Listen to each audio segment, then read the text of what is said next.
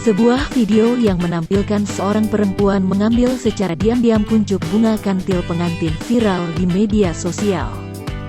Video tersebut salah satunya diunggah oleh akun Instagram @wisataistimewa, Selasa tanggal 5 Oktober tahun 2021. Dalam video yang beredar, tampak seorang perempuan berdiri di belakang mempelai pengantin pria yang memakai busana adat Jawa. Terdapat keris yang disematkan pada bagian belakang tubuh sang pengantin pria, dengan rangkaian bunga melati dan kuncup kantil yang menggantung pada keris tersebut. Selang beberapa saat, perempuan yang berdiri tepat di belakang pengantin pria itu terlihat memetik ujung bunga kantil.